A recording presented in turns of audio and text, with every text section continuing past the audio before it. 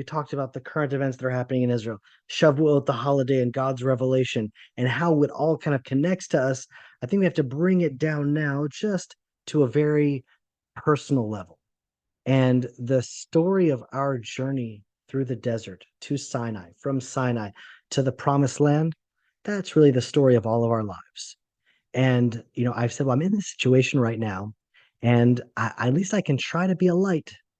And so, pretty much everyone that writes me, and I get so many WhatsApps from people literally all over Israel. It's just amazing how far the news spread.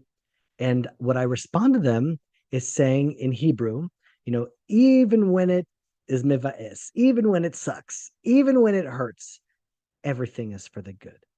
Everything that happens to us happens for us. That is the essence of Emuna, and that is the right way to engage with reality, knowing that everything is unfolding in our favor. And that's one of the fundamental reasons why Western vision of the devil is so antithetical to Judaism. It's so antithetical to the Torah. It's like, oh, the devil did that. Oh, the evil forces did that. It's like, no, no, no. Ein od milvado. There is nothing other than God.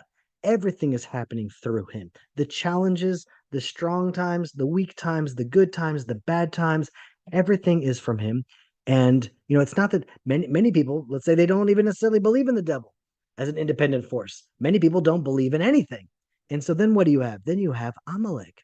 Then you have just walking in happenstance, like it says, Asher korcha baderet. Amalek happened upon us along the way. And you want to just live in happenstance? That's the exact opposite of living in providence.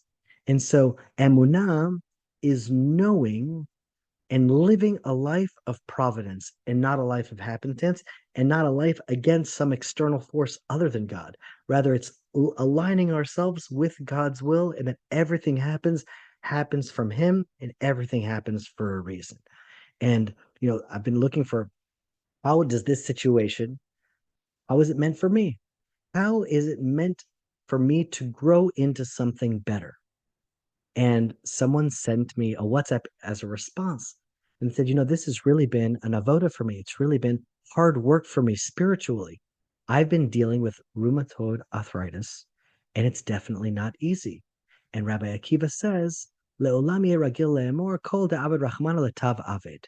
Rabbi Akiva says you should constantly say to yourself, everything that the Holy One does, he does for the good. And the reason you have to say it over and over again is because it's not easy to remember. It's not easy to live that way.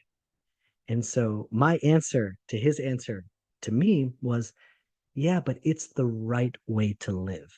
It's the best way to extract the blessings out of each situation. Because what you look for, you will find. What you aim at is what you'll hit.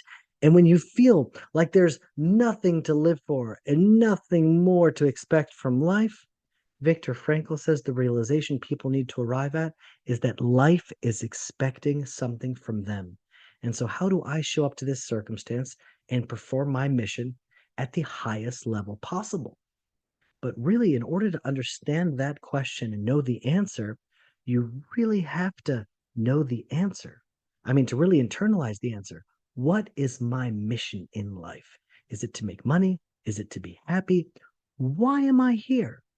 And I think the truest answer is that our mission is to grow into the people Hashem created us to be. Everything that happens to us happens for us to grow into the person that we were created to be. And so in the desert, on our way to the promised land, the journey, it's like that encounter is constantly speaking to us, constantly guiding us. And it's guiding us, like Tehillah said, not to like these one-time moments of inspiration. It's like a slow process of listening to that still silent voice, internalizing it and living by it. And so, like what Dr. Viktor Frankl said, when you feel like there's nothing to live for and nothing more to expect from life, the realization people need to arrive at is that life is expecting something from them. And whatever unfolds, that is calling to us, speaking to us, calling us to grow, calling us to become the people we were created to be. And so May we all celebrate this miracle of the release of the hostages. May we celebrate the revelation that we're going to receive this Shavuot.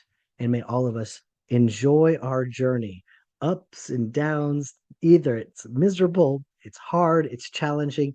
Everything that happens to us truly happens for us.